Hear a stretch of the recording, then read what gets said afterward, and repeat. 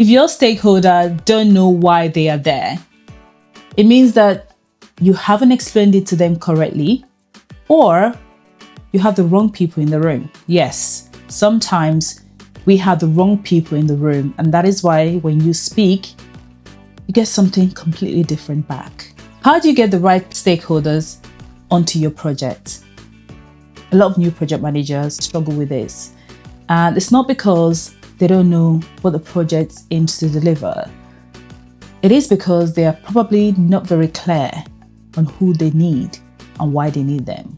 AI can help you with optimization, but the ability to bring people together is where you shine. Here are 3 ways that you can get the right people or the right stakeholders that are needed for your project without you feeling stuck or having to chase constantly. Number 1 is decide on who you want and what role they'll be doing. Assess for what is needed. What are the type of stakeholders that you require to move things forward? Who are the type of people that you need in the room that understands the requirement, that understands the deliverables, that are able to do the things that is required of them to get the ball rolling? Who do you need and what is their role? You don't need to have a specific individual in mind. All you need to do is, what role are these stakeholders meant to hold? And what would they be doing as part of their role? So this can be clinical role, or this can be a application role. Number 2 is decide on the length of commitment. Now, a lot of times people don't say how long their commitment is going to be for.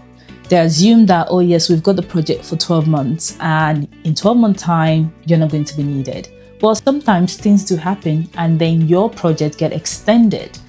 And I have found, and it's happened to me, where people are like, you know what, I need to go back to my normal job, but they've been commissioned to supporting that project. Decide on the length of commitment that is required of them and potential delays, setbacks, and potential extension. Do your assessment and decide on that. That will then help whoever the stakeholder is that is committed to doing that work to decide as to whether or not they want to be part of it. The other thing is, whilst you are deciding and assessing and making notes of the duration of the commitment, also remember to add the onboarding and handover process. This part gets missed a lot because if a stakeholder halfway through had to leave the project and you've got a new person on, how do you onboard them? How do you hand over?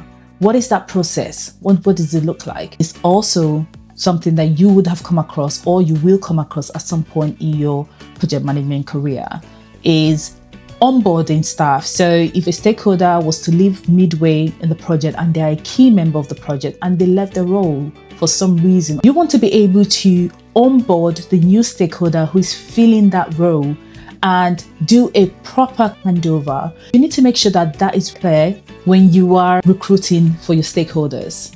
Make sure to get that in. Number 3 is assess for compatibility. Now, as human, we sometimes want to get people that we like. No, don't do that. Assess for compatibility. Assess for whether that person is suited for the role that you've defined and the level of commitment that is required and whether they can deliver. Can they perform? Don't just bring in someone because you know them, because you like them, because you see them, how they work, and you think, yes, they're going to do amazing. Of course, they will do amazing, but will they perform to the level that you want them to? If you work in a hospital, there are so many clinicians that could probably do some of the work that is required of a clinical role. But when you look closer and when you assess, do they have the right authority to make decisions? Are they able to link in with the people that are required to make decisions? What are they like in terms of the commitment to the project? Do they have the right buy-in? You have to assess different aspects. You have to assess people's authority and what the level of authority you require of that individual role and whether they meet that criteria. Before you go and get everybody into a meeting, remember to ask yourself this question: who do I need and what would they be doing? This way you can eliminate people that shouldn't be there and you can save people time so that they don't come into a session where they are not even required. I hope this helped you. Comment below on some of the steps that you've taken to help you recruit the right stakeholders required for your project. If you're new to project management and you don't know how to go about recruiting the right stakeholders, then send me a DM or put a comment below on what exactly is your pain point. Until next time, remain blessed.